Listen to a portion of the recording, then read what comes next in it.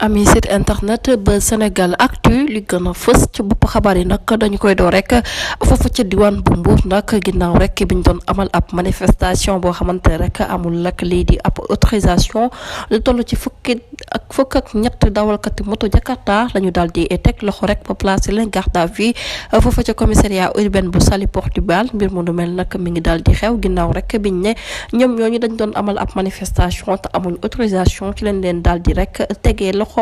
foofa ca diwaan bu Mbour bu ñu jógee ko foofu nag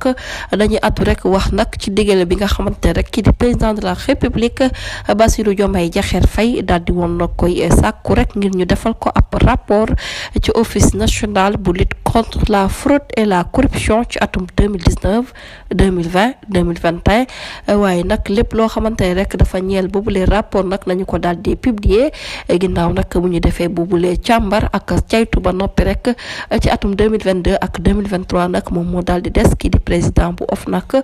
di wóoy si turu Bassirou Gueye daal dinay fësal ci ab publication ne na nag du yàgg dara rek dinañu fësal boobu de liste ndax nag ña ngi cay liggéey boo xamante rek liggéey bu am solo la ba tey rek ki nga xamante ne rek moom mooy kii di président ba di Serigne Bassirou Gueye moom nag daal dinay yëkkati kàddoom rek ne na daal mbir mu nu mel dinañu ko def te dinañu ko gaawal ci seen kéemtalaay kattan ñu fàtt leen nag dogal bu nu mel nag kii di président de la république moom moo ko daal di sàkk woon ci conseil des ministres bi nga xamante ne doon na ko amal niki àllarba yi mu fukki fan ak juróom-ñaar ci weeru avril ci atum 2024 ngir nag ñu defal ko rapport ci office national de lutte contre la fraude et la corruption di OFNAC ak lii di cour des comptes bu ñu jógee foofu nag dañuy daal di wax rek ci relation bi nga xamante ne rek fas yéene nañ koo amal ci diggante Europe ak Sénégal kii di njiital réew mi nag daal dina ci yëkkati kàddoom ne nag partenaire bu sincère la bëgg partenaire boo xamante ne rek bu am rénovation lay doon waaye partenaire boo xamante ne rek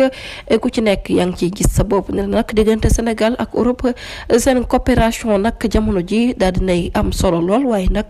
ginnaaw boobu les partenaires ñoom tamit nag dinañ daal soxla nañ ci ab xalaat soxla nañ ci tamit ak yeesal waaye ci mbir mu nu mel nag ña ngay laaj rek ak jàppandal ci wàllum dynamique ak lépp loo xamante ne rek dafay taxal diggante yi mu nekk déclaration boo xamante ne rek daal dina koy def niki altine nag kii di Bassirou Diomaye Faye moom président de tous les Sénégalais dafa daal di diggee woon lekk ca ba muy amal nag ab campagne am que ne li nga xamante ne rek moom mooy souveraineté du fi jug waaye nag yenn njëg yu cher yi rek dinañu fexe ba wàccee ko bu ko defee rek ñu mën cee bénéficier wu mu nekk souhait boo xamante ne rek boobulee renégociation nag dina ko daal di lal ñeel suñu contrat pétrole beeg gaz bi waaye nag wax na rek ci accord yi nga xamante ne rek daal di woon nañ koy signé ak union européenne ci wàllum napp gi du ñàkk rek dinañ ci xuusandiwaat ci yeneen i jotaay xabaar jërë ngeen jëf ci teewlu bi bu leen fàttee abonné bës cloche de notification yi ngir mën a am yeneen i